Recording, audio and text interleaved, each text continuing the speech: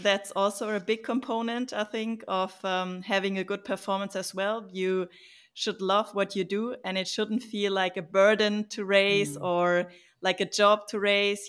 It's still, even though it is my job now, it's still like my biggest passion. And the training I need to do every day, I actually love to do. It's like not every session that I love to do. I also have like a few things, where I really need to push myself to do it. I think probably most people don't really like to go outside of their comfort zone like super hard. But I know there are a few things that I need to do. And I know, working with my body feeling and checking the data and also working with a data-driven approach, I think that just gives me the feeling that I'm actually trying to be the best. What's up, folks? It's not often that a professional athlete begins their career at age 24, but that's exactly what our guest today did. I'm your host, Will Ahmed, the founder and CEO of Whoop, and this is the Whoop podcast. We have for you Laura Philipp, one of the best Ironman competitors in the world.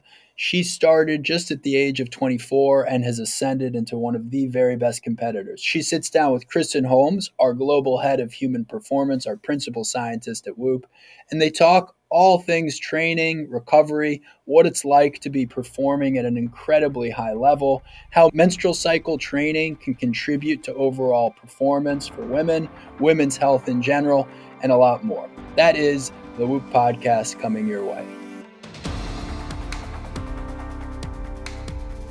Laura, when you were 24, you entered a triathlon with no formal experience in swimming, cycling, or running.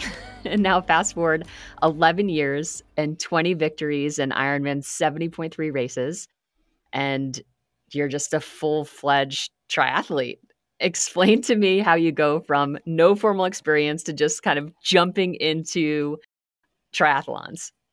Yeah, thanks, first of all. Yeah, honestly, when I hear an introduction like this, I ask myself the same question. So I never really planned to be like a full-time professional athlete or even be a professional athlete.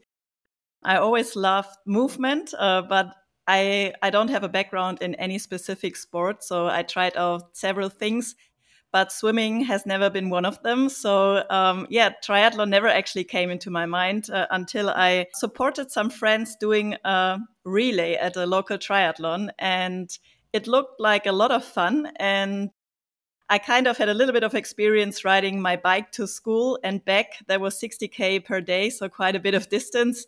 And I started running with my dog, but just for fun. So the only part missing for competing in a triathlon myself was actually the swimming. So watching them doing the relay, I had the thought maybe to challenge myself for the upcoming year, because I had the plan to sign up for the triathlon myself, just to see if I can still learn something new, talking about the swimming. And I remember going to the pool, just trying to survive a few laps of freestyle. And I still remember how exhausting it was. I could like swim, but more breaststroke. And definitely I was super slow and like a really beginner. And I did struggle quite a bit. So I did question my goal of competing in the triathlon in the next year, but I kept going. And this is actually something I'm still proud of, because it's tough to take on a new challenge. And especially if you're a bit older, it's not so easy to learn something new again. I did the triathlon the following year, and I was a bit lucky because the swimming was in a river. So I had a bit of a current that dragged me along. So wow. I survived it. And once I jumped on the bike, I felt like, this is my thing. And I finished the first triathlon. And from that moment on, I knew I found my sport. I continuously improved. And you mentioned the success I had, especially in the beginning. I focused on shorter distances, just, because I didn't have any background in swim, bike, run. So I really needed to build myself from the bottom, let's say, especially focusing on getting faster before I go longer from the distance perspective. It took me quite a few years. 2018, I actually also did my first Ironman, like the full distance triathlon. And from that moment on, I knew I found my distance. And today I can look back on several successes also over the Ironman full distance. So give us a breakdown of just the components of the full Ironman. So how many what are the mileages, for each, for the run, bike, and swim? Yeah, so we have a few different distances in triathlon, but for the longer distances, the stuff that I'm focusing on, it's mostly the middle distance and the long distance. And the middle distance is also called 70.3. That goes down to the miles that we covered during the event. So the middle distance is 1.9K swim, a 90K bike, and then a half marathon to finish. And the Ironman distance is then double the distance. So it's a 3.8K swim, 180K bike, and a marathon to finish off with. That's just wild. How many full triathlons do you do in a year? Full Ironmans? I would say as a professional athlete on a high performance level, you can do 2 to 3 Ironman distances per year, like on a really high level, because you really have to consider that you need quite a recovery phase afterwards. There are some athletes that do more, but I think it, of course, depends on your body, on the way, your background, just how robust you are, and also the level you're racing on. Mm-hmm. But for example, last year I did 3 Ironmans and they went very well. Like I also recovered quite well from them, except the last one, which was the Ironman World Championships on Hawaii. And that is such a special race with like such hot and humid conditions. So that makes like, especially the recovery also a bit harder if you dig really deep under those conditions. But for example, this year I'm only doing 2 long distance races, but a handful more of shorter distances to stay on the top or even, become better, which is still something that I'm focusing on. Like I want to continuously become better. For that, it's still super important to do a lot of shorter distances that require more speed and then try to bring that speed to the longer distances as well. Totally. How long is an Ironman? How long does it take you to complete on average? So that depends a lot on the course profile. My personal best time for the Ironman distance is 8 hours, 14 minutes. Hawaii, which is special from the climate perspective, it's a bit slower than, it's around 8:25-ish. It's a long day in the office, but, we share the course with many age group athletes, and they, of course, take a bit longer. And I think the cutoff time, so for the last finisher, is around 17 hours for those long distance events. So there are some people out there for quite a few hours. And this is actually something I could never imagine. I always try to, focus on speed and be as fast as possible because it's already such a long day. So I'm always telling myself, like, go fast and then you're done. I've been able to look at your data, and it's so impressive how you manage the volume. How many hours are you training per week on average? Yeah, so that's the problem. As a triathlete, it's a lot of training volume. So you definitely need to like training. That's luckily something I do. And then, of course, it depends on the training approach that you're following. Some are maybe more volume focused. Some are more, intensity focused. So I think basically in the middle. So usually I train around 30 hours per week. That can be more when I'm at a camp, for example, or if I'm like right now preparing for the World Championships, you really try to turn around everything and make sure you're in your peak shape. So the last few weeks I've been at high altitude camp in St. Moritz in Switzerland, for example, and there we definitely turned up the volume also. So I had some weeks with like 35-ish hours. And I feel like this is pretty much the highest I should train because it's so important that you only train as much as you can actually recover. This brings us to a point where also data is super important, and body feeling and listen to, what your body tells you. And this is definitely a challenge as a triathlete, because there's like this inner voice that continuously tells you, you should do more, on a day where you're only swimming and biking, for example, you ask yourself, oh, should I still go out and run as well? And you can definitely overdo it pretty easily. And that's why I'm super thankful to have a good coach who gives me guidance, and most of the times actually tells me to do less. To pull back. Yeah. And I think especially female athletes tend to be like super ambitious and competitive and always want to do more. Yeah, I think that's definitely true. And I do, I'm excited to talk about how you think about the data. And we can maybe, veer into that right now. Especially at altitude, I'm curious, how long did it take you to adapt? So I imagine once you got into altitude, your SpO2, your respiratory rate were probably quite elevated, heart rate variability probably really suppressed, resting heart rate really high relative to your baseline. Is that what you observed in the data? And how long did it take you to kind of get back to your baseline? Yeah, you're definitely touching like all the important points already. Like those are the data that I look at, also to give me guidance on how hard I should train, or how we should structure the training, especially when we get up to altitude for the first days. I'm quite used to high altitude. I do several training blocks over the year, so my body is pretty much used to it. So I only need like 2 days, for example, to really feel like I'm pretty much adapted already. But I'm always starting with some slow training. And I also have the opportunity, for example, to ride down to Italy from St. Moritz. So then I'm doing my first training sessions where I'm actually lowering the altitude again and then climbing back up. So that also helps my body to adapt. But especially in the beginning, it was super helpful to have the Whoop data to just look at and match it with my feeling. I think, especially as an athlete, you're so used to listening to your body that most of the times your feeling is pretty accurate. But I still had those moments where I was surprised about the data. For example, that something was suppressed, like my HRV, or even, the blood oxygen levels. And that just, showed me that maybe I should spend one more day a bit easier and give my body more time to adapt, for example. And something that I always notice is that my sleep quality is going down in the beginning.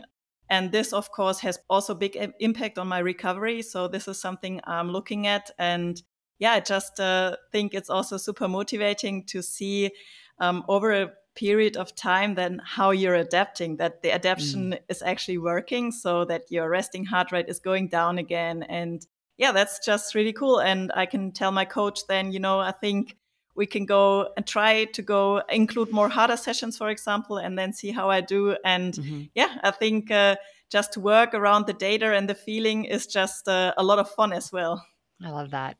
Do you have, I would imagine at this point, training for an Ironman, for example, there's probably really good baseline understanding of electrolyte use, like how you need to fuel in order to make sure you can, maintain energy levels over the course of a session.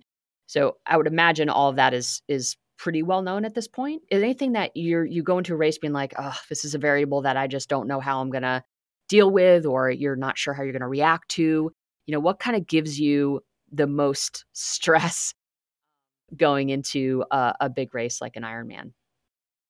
I think I try to prepare as best as possible. You touched already the most important points, like preparing the nutrition part, especially for such a long race. We call it the fourth discipline, nutrition.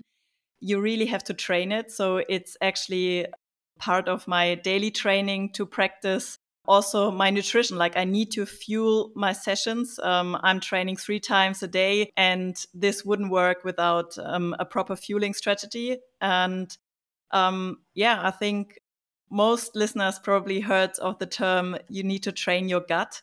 You need to train your digestive system to absorb the carbs. So I definitely have a lot of sessions where I consume a lot of carbs. It's a lot of sugar, but knowing that I burn it, I need it. And this actually helps me to then have a great race, because my digestive system is trained to absorb the carbs under effort. And for Ironman distance racing, this is definitely key. I always try to prepare as good as possible, with knowing that there is like a little room, where you need to be flexible and you need to adapt to just, the situation. For triathlon, there are many things that you can actually prepare very well on beforehand. I love that, just to mitigate or kind of account for as many of the unknowns as you can. To your point, like preparation is the key. What are some things that you do to kind of be a couple steps ahead? So just when you're preparing, it might be something physiological, it might be something psychological, it might be something technical with your equipment. Would love to hear kind of how you build that buffer in to ensure that you're as prepared as possible. Yeah, it's a good question. You're always hoping that you have like little advantage over your competition, but it's getting tougher and tougher. One big component in triathlon, like the longest distance in the race, is obviously the bike part. And you can be like super nerdy about your bike equipment, and there's actually a lot of performance gains just from the material that you're using. I spend a lot of hours going into a wind tunnel, for example, where I do some aerodynamic testing with all of my equipment. And I think going this extra mile, it's quite a few hours that I really spend there. And those are hours where I don't train, but I always feel like it's super worth, because those are the moments where you actually find like those little gains. Believing in your training, in your approach, in the work that you've put in, and making sure that you are on the start line healthy. I think that's number one. And happy. That's also a big component, I think, of having a good performance as well. You should love what you do, and it shouldn't feel like a burden to race or like a job to race. It's still, even though it is my job now, it's still like my biggest passion. And the training I need to do every day, I actually love to do. It's like not every session that I love to do. I also have like a few things, where I really need to push myself to do it. I think probably most people don't really like to go outside of their comfort zone like super hard.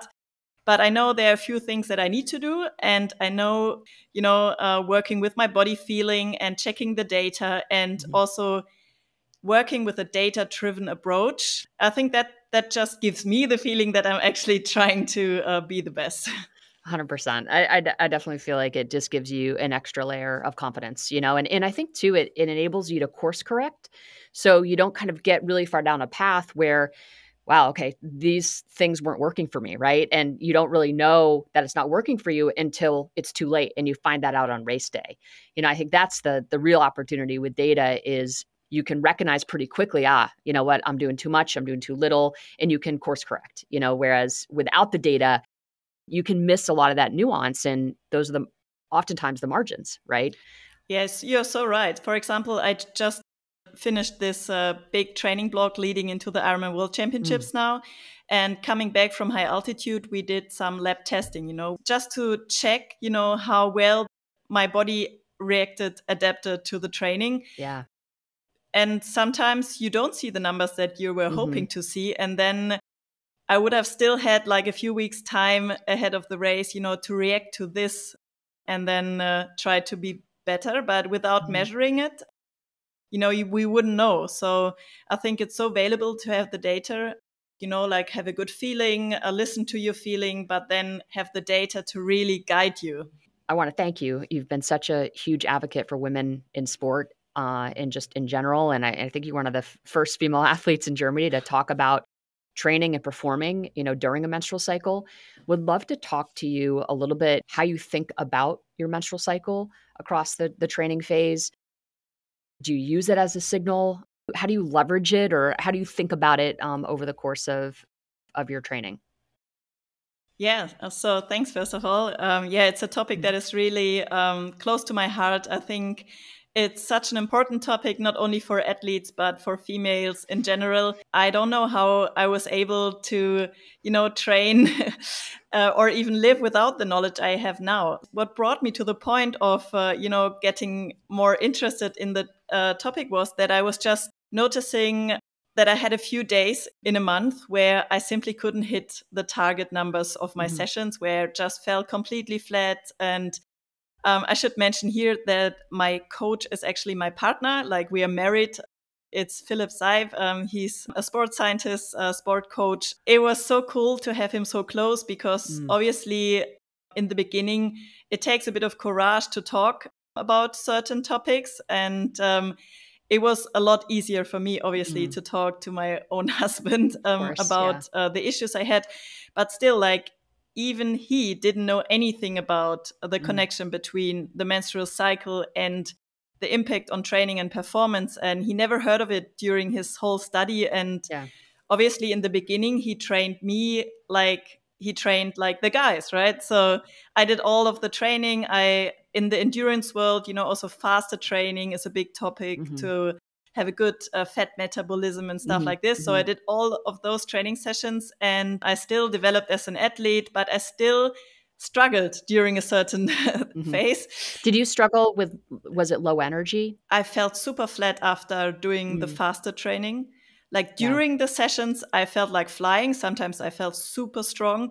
Looking back now, I know that, probably I spent like all the cortisol during those sessions. And then I hit like a big low afterwards and felt like I could eat like the whole day. I definitely also felt it from the energy perspective.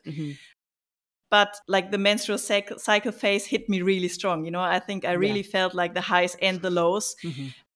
And obviously I started reading Dr. Stacy Sims' book, which was pretty much the only thing available a few years ago. And it was really eye-opening for me to see the connection between my cycle and my feelings and also my training data. And once I started tracking my cycle, and matching it with my training data, I really saw like the connection there. And this was so helpful because I remember having like big breakdowns, emotional breakdowns during sessions where I asked Philipp, my coach, like, what's going on? Why can't I run this certain pace today? And, I was really questioning things and the training, right? The training. And he didn't have any answers for me. Like, as Laura, I don't know why you feel like this today and you're not sick or anything, Yeah. And it was like really eye-opening to see, okay, it's just because I'm close to my period that I feel flat. Then the Corona phase came, and that actually gave me the opportunity to really try out things because we had no racing going on. So I told Philipp, like, okay, so let's really try to use my cycle as a guidance and try to build the training around it. And that helped me so much. I feel like, first thing, we did no faster training anymore. In the beginning, I know he was actually worried to see if my fat metabolism will become worse again. And surprisingly, it didn't. I feel like so much more in balance from a hormonal perspective. So I have to say, like, I think I stopped using a contraceptive hormone stuff around 10 years ago. So since then, I was having natural cycles. Looking back, I'm so grateful because I never knew like the connection. And I always had my period, but I always had like big PMS symptoms as well. So I was like having a lot of pain, a lot of cramping and bloating and so on. And my number one goal in the beginning was, just to track my cycle. So I always know like how long it is. So then I actually started to see what could interrupt with my hormones, Sport is an interrupter firsthand. And then there were also stuff like, the cosmetic stuff that I used. So I skipped everything that was not natural, because there's always like so much stuff that is like fake estrogen, and it's very toxic for the microplastic body. stuff. Exactly. So I just looked in all areas of things that I could improve on, and I tried to improve. And already this had such a big impact on my cycle. Like, I got better skin, better mood. And then the best thing actually was to get my period without any signs beforehand, you know? So I was like Yeah. surprised that I had no pain, I had no bloating. I was like, oh my Right. God, this is actually possible. Then I also saw some effects on my performance as well. Mm. Like, you know, when you start to actually try to do all your hard workouts in your first half of the cycle, where I actually feel like I also mentally feel so much more ready to, you know, hit it hard. And Yeah. So I in that tried to place follicular phase. exactly do a bit more easy training during the second half of the cycle. Doing this had such a big effect on my performance, but also on the way I was feeling. Like I was feeling so much stronger over doing this over a few months, and also my cycle got a lot more regular. Beforehand, it could always vary between, let's say, 28 and 35 days, for example, but it got more regular. And yeah, as I said, like the bad symptoms, why most of the women, you know, hate their period, for example, just disappeared. And that was like so cool to see. And that's what we need to kind of scream to the rooftops. I think some folks maybe don't want to hear this, but our lifestyle just really matters, right? When it comes to having a regular period, you know, with that doesn't come with, you know, tons of symptoms. Like we have, and not for all women, of course, but for a lot of women, we have a lot more control over the symptoms. And I think being able to, you know, manage our training when we're most equipped to take on a lot of volume intensity just is so smart, you know? And I love that you've been able to, you know, leverage this knowledge to, you know, be most importantly just a healthier, you know, happier human. Absolutely. And I think it's so often just small things like, you know, just the pure knowledge Mm, about something can help you already so much. For yeah. example, you know, knowing that my body temperature will be higher during the Mhm. second half, and then maybe going into a hot and humid race, for example, then I can just prepare for this. It's not that I won't race because I feel like I have a disadvantage going into the race with like already the Mhm. elevated core temperature. But I can prepare with like warming up with like a cooling vest, Mhm. Mm. or even, you know, supplementing beforehand. So with like omega-3 fatty acids, Mm. magnesium, just stuff that helps my body, you know, to lower symptoms that could maybe occur closer to the period. Or also skipping like dairy or even caffeine, you know, close to the period. Those are just small things that really help me. Even during the second half of the cycle, I had so many great, also harder sessions because I feel so much more balanced that in the beginning I was super strict about, you know, doing the super hard stuff in the first half and then the more aerobic, easy stuff in the second. But maybe since a year, I feel like I can actually perform like all cycle round, let's say it like this. Or if I, for example, do a hard session in the second half, I just go into the session knowing today I won't push like super hard. Philipp often gives me like a range, for example, on the bike, watts that I have to push during an Mhm. interval. And he will give me a higher upper end and a lower for like the range. And then I will probably focus more on the lower in the second half and really try to go for the upper in the first half, for Mhm. example. I love it. I appreciate you sharing all of that. I think it's so important for folks to hear. And you know, I know at Whoop we're working very, very hard to create a super robust menstrual cycle coaching experience. You know, to your point, for folks who actually don't have, you know, a world class coach like you do, you know, can get some of these insights that we know are super helpful when we want to do, you know, that marathon, you know, during the latter half of our cycle, for example. You know, how can we mitigate some of those symptoms? What can we do from a supplementation standpoint? You know, how do we need to maybe think about our day so we can still get the sleep that we need? You know, what is the role of caffeine? You know, it's the big change that I've made, you know, just in the last you know, 4 or 5 months, is just really trying to be more intentional about my caffeine consumption in the lead up to menses. What's up, folks? If you are enjoying this podcast or if you care about health, performance, fitness, you may really enjoy getting a Whoop. That's right. You can check out Whoop at whoop.com. It measures everything around sleep, recovery, strain, and you can now sign up for free for 30 days. So you'll literally get the high performance wearable in the mail for free. You get to try it for 30 days, see whether you want to be a member. And that is just at whoop.com. Back to the guests. It's been really fun looking at your data. So you've been on since April 29th, 2021, and you've logged out of 1,176 wear days it every day. I think I never forgot it. I think it's we only have 8 days of data. We're only missing 8 days of data in that entire time. So 99% compliance, which is really crazy. So I wanted to talk a little bit about just your baseline data. Your resting heart rate is 41 beats per minute. One of the very lowest resting heart rates we have in your age group, and your HRV is in the top 14%. So you have one of the kind of highest baseline HRV at 74 milliseconds.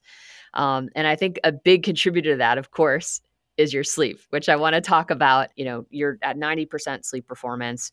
You are 81% with your sleep-wake consistency, which I talk about all the time as being like one of the biggest competitive advantages. We see it bubble up in our research all the time. So you have a pretty stable sleep-wake onset offset, and just in terms of our general Whoop population, they're at about 64%. So you're at 81%. And this, I would kind of say this is one of the harder behaviors to nail. And your sleep efficiency is 89%, which is incredible. This is actually interesting. I never looked at the data like this. Long term over years. I know. And and sleep consistency is one of the big drivers of sleep quality or sleep efficiency. So when you have really stable sleep-wake times, generally speaking, you're going to have a more consolidated sleep experience, less fragmentation.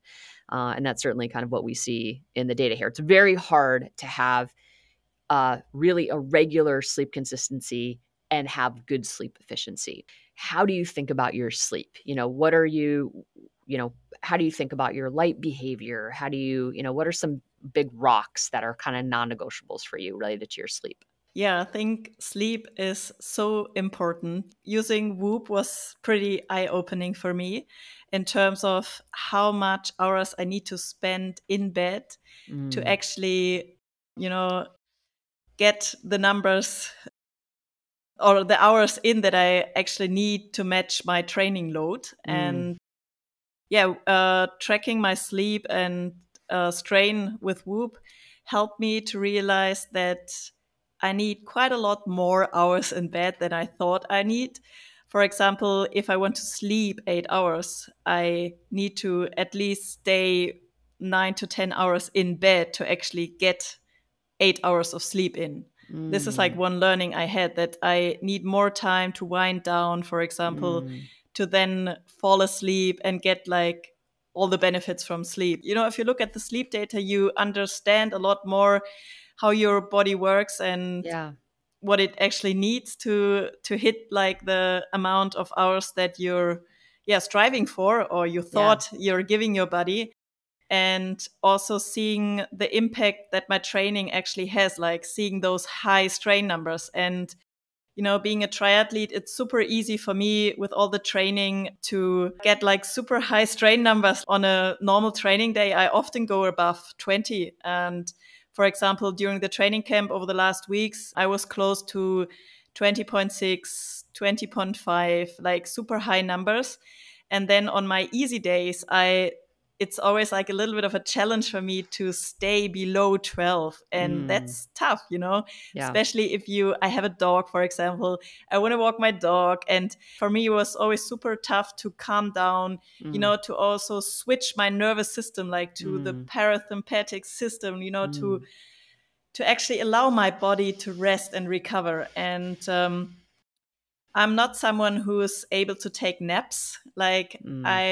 I will lie down, for example, during lunchtime, and I love to jump into my recovery boots, for example, because then I'm forced to rest for at least 30 minutes. Knowing that I don't nap, I know that getting a lot of sleep is super important for me. Having a cool, cooled bedroom, like the temperature of the room really matters for me. Then also inspired by Whoop, I started, to use like an eye mask. So Got the a room is girl. actually like super dark. Good. And now, I think, I'm also using earplugs very often. And, just trying out stuff and then actually seeing the improvements in the sleep data. I think it's always like so motivating if you see something is actually working. And then it's also so much easier to stick to. I feel like I sleep a lot better. And also as an athlete, you travel a lot. You have a lot of time zone changes. And, I always love to sleep in my own bed. I think we all know that it's so good just to, have your own, the comfort of your own home.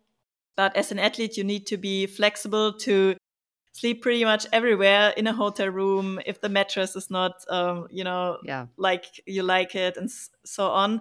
So I think like having the eye mask, the earplugs, and then I'm always traveling with my own pillow. Like those three things already guarantee me pretty much getting a decent night. Yes, exactly. I have one suggestion that might help when you have really heavy training load days and you might be kind of between sessions. Yoga Nidra. I don't know if you've ever heard of that. It's a yogic practice. It's basically a mind-body scan that mimics, so from the brain's perspective, it mimics slow wave sleep.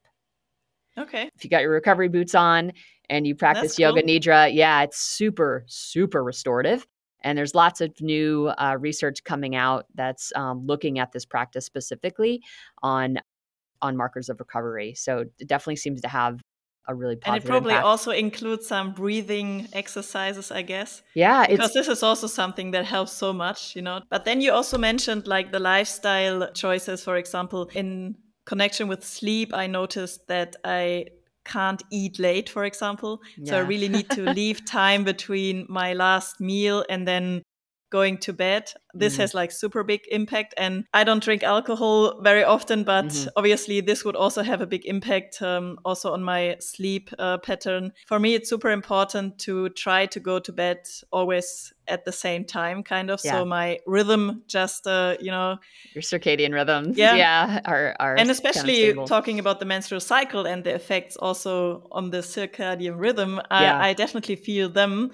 That it's a lot harder to fall asleep and get like decent sleep and recovery during the second half. I need to focus a lot more on, winding down, drinking like a cup of tea with like herbs that help my body to relax and stuff like this. Knowing about the things, then you know how to react to it and support your body. No question. I definitely think one of the strategies I've seen be really effective in the luteal phase, just talking to athletes and experimenting myself, is just being really intentional about mini moments of deactivation throughout the day. For some reason, I'm way more sensitive to stress during the luteal phase than I am during the follicular phase. I used to struggle with my sleep during the luteal phase. And a lot of it, I think, is because I wasn't necessarily building in enough rest during the day, enough intentional rest. So I just kind of ramped up. Like during that phase, I just do 30 seconds to a minute of just physiological sigh where I'm doing, and that just seems to like tap the parasympathetic branch of my nervous system, helps calm me down. So I'm like basically mitigating that negative stress accumulation proactively throughout the day, which helps me fall asleep and stay asleep at night. Yeah, this is such a great advice. Yes. Yeah. Because I think a lot of times, like, women, why am I not sleeping? And a lot of it is just our responses to stress are just different over the course of our cycle. And it's just the reality. But there's so many things that we can do during a phase of our cycle that is just inherently more demanding. And I think it's just figuring out as well, like, all right, what are these really big rocks that I need to just be better at when I know my body is a little bit more stressed and a little bit more vulnerable to these stressors. And you pointed out the alcohol, for example, like during your luteal phase, like maybe that's just not a time to drink, right? Like, 'cause your body, again, there's already a lot of metabolic demands on your body. So layering more stress on top is just super counterproductive. Eating meals close to bedtime, again, really, pretty counterproductive. So there's things that I think you can do proactively to really set yourself up to maintain performance levels during that phase of the cycle. You know, I don't think we need to see these big declines, right? It's just being smart about how you're thinking about stressors on the body and just doing, you know, the little things as right as you can to offset what we know is a demanding time frame. Exactly. Yeah, that was very well said. All right. So we've got the Ironman World Championships the end of this month. How do you feel? Yes, actually, I'm already getting super excited. As I said, I just had like this big training block at a high altitude. Right now, I'm back home for a few days to unpack my stuff. And now I have to pack everything for the race. So I will do like the final preparation at the location where we will race. It will be in Nice in France. And yeah, it's an amazing place. It's super beautiful. Nice is incredible. The Ironman World Championships used to be at Hawaii, always in Kona. But since 2 years, Ironman decided to split the events. So we are now having Nice and Hawaii. And last year, the women were racing at Hawaii and the men in Nice. And this year we switch. And actually, yeah, I'm excited. It's obviously a bit closer to where I live. I don't have to travel all the way to Hawaii. I was able to do like most of my preparation back home, or Switzerland is not so far. So that was cool. And also the course is very different. Like Nice is a super hilly area. So we will swim in the ocean, which is beautiful, of course. To be honest, the swim in Hawaii is spectacular because you have dolphins, you have like all amazing kind of fishes and super warm water. So it's super nice to stay in the water. You never get cold. This maybe is a bit more challenging in Nice. It will be a bit colder. It can be choppy, wavy water. But as soon as we jump on the bike, you know, we will ride through the mountains, and it's a super tough and challenging bike course. And this is a part that I'm really looking forward to, because that's something I'm used to. Like where I live, it's also a hilly area. So I'm definitely used to climbing with the bike, to descending with the bike. And yeah, I also think it's exciting to bring like a technical component to a bike course.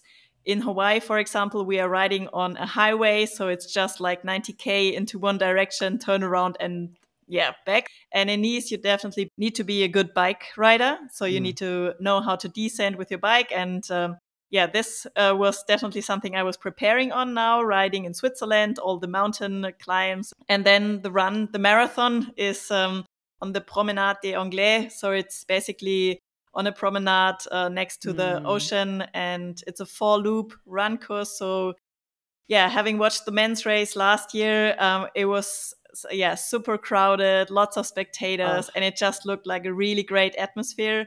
Yeah, honestly, that really helps you to push through the pain that will always come if you're competing in an Ironman. I never experienced it to go without any pain or fatigue. It's part of it. And that's why I train every day, you know, to be resilient for race day and hopefully push my boundaries and hopefully have a great day.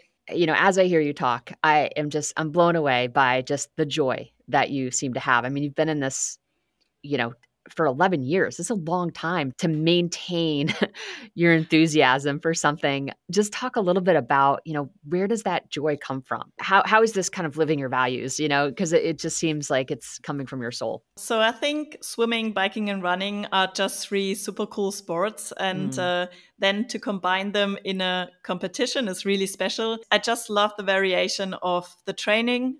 You can always do something different. Even if you have a niggle or an injury, you know, there's always something you can do. I love the feeling that it gives me. And I love the places where it takes me, you know, riding a bike, you can explore so much. Or even just putting your running shoes on, you go to a new city, you put your run shoes on, and you can easily explore like the whole city during a 10K run, for example. I just love the pure freedom that those 3 sports bring me. Also, for me, it was the access into the competition to compete against other athletes. This is something I never thought that I would actually enjoy or, you know, have the desire to do. But once I entered my first competition, I actually found out like this is so much fun to compete and you try to prepare as good as possible. And then you just see where it brings you. And obviously winning races is a lot of fun. So I'm I'm sure this also played into my passion for it. You want to have this winning feeling again. Once you know how good it feels, you want to have it again. And I think this also helps a lot to push every day. I love it during the exercise, but also the good feeling you get afterwards. And I think sport teaches you so many things. For example, that you should not be afraid to make errors. Without errors, you wouldn't make any progress. So even if I would stop being a professional athlete, I learned so many skills that I can use in like different areas of life. You always need to be open, always strive for progress. And this is fun, looking for details where you can improve or weaknesses. And, obviously I have a lot of weaknesses because I started the sport so late, but to see them in a positive way, as room for improvement, and then trying to find those spots where you can still improve. This is so cool. And I just see the whole thing as a journey, and also as something where I have nothing to lose. Like I never planned, my career or something. So I take every success I have like as something really special. Like I never thought I would achieve something like this. And I think that makes it even more special for me and my team, to see how far we already came for a professional career with like the minimum of time we had. Usually you say you need like 10 years to actually become good at something. Because I started so late, we always needed to be extra smart in order to make fast progress and pay a lot of attention to detail. Also worth, waking up motivated in the morning and just to see how far I can come with the body and the life I have. Well, I feel like that your growth mindset and how you approach training has to be your secret weapon. It's just, it's incredible. And I thank you for sharing that. This question is probably like asking for you to pick a favorite child, but what's your favorite? Run, bike, or swim? Yeah, that's a tough question for a triathlete. You need to love them all three. Yeah. I think running is the coolest because it's so easy. You just need a pair of running shoes, or you can even run barefoot. And the freedom that running brings you, for swimming, you always need like a pool or at least some water to swim in. And cycling is always a lot of equipment. So it's running. If you're in a good run shape and you feel healthy, and you feel, you're nearly like flying effortless. This is like the best feeling in the world. And also something I'm always striving for, that doesn't mean every session feels like good. But if you have a session like this, it's the best feeling. What is success going to look like for you at the World Championships? I think I know the answer based on everything that you've said, but... So I look at it like the first success is making the start line healthy and happy. I think as an athlete, you know how hard it is to actually make the start line. So that's the first win. For me personally, of course, I want to win the Ironman World Championships. Like this would be like my dream come true. And also something I try to visualize during sessions, me actually being in the front of such a big race. But then everyone knows, in sport, only one person can win. And I'm not the only one working hard for it. So I think at the end, if I execute my best performance swim, bike, run, I will be happy because I need to be happy, There's not much more you can do than giving your best. And this is actually also something that I'm continuously asking myself during the race. For example, when it gets tough, which is most of the time during the second half of the marathon, so towards the end, it's always worth asking yourself, like, am I giving 100% right now? Or is there like an inch that I could push more? And as long as you can always answer like, no, I can't push more, like I'm giving everything right now, then you need to be happy at the end. That's pretty much how I will approach the race. I know I'm prepared, and just to be able to participate in such a big event is an honor, and hopefully fun will be fast. What did it mean for your team last year, for you and your team, to reach the podium? I mean, you came in third at the World Championships last year in Hawaii. What did that feel like? Yeah, that was an amazing feeling. Making a podium in Hawaii is definitely special. It's definitely one of the most brutal races in the world with like the special conditions. I tend to struggle a little bit in hot and humid conditions. I'm a bit taller. It's a bit easier if you have a smaller body to actually run really fast in the heat. So I knew this will be challenging for me. And then since we talked about the menstrual cycle, I also knew that I was starting with a little bit of a disadvantage because I was close to my period and my core body temperature was pretty high. So I knew I had to really focus on all the cooling in order to actually perform well. This podium meant a lot because it showed that we ticked so many right boxes and prepared well. And honestly, for me, like there's not a big difference between second and third. It's like making the podium or winning, you know, like making a podium at the Ironman World Championship in Hawaii was definitely like a lifetime goal achieved and made the whole team really proud. And as an athlete, you know, you always want to give back to your team, and you know, scoring a good result is always the best way to give back because that's what we are working for. In that moment, I gave everything and it was good enough for third place. So that really made the team and myself really proud. Well, this has been such an inspiring conversation. We at Whoop wish you the very best at the World Championships coming up here in a few weeks. Thank you so much. Hey everyone, big thank you to Laura Philipp for coming on the Whoop podcast. We're wishing her a lot of luck in Nice for her next big competition. If you enjoyed this episode of the Whoop podcast, please subscribe to the Whoop podcast. You can check us out on social at Whoop, at Will Ahmed, at Kristen_Holmes 2126. If you've never tried Whoop before, you can literally sign up for a free 30-day trial and get this Whoop strap in the mail. That's all for now. We'll see you next week on the Whoop podcast.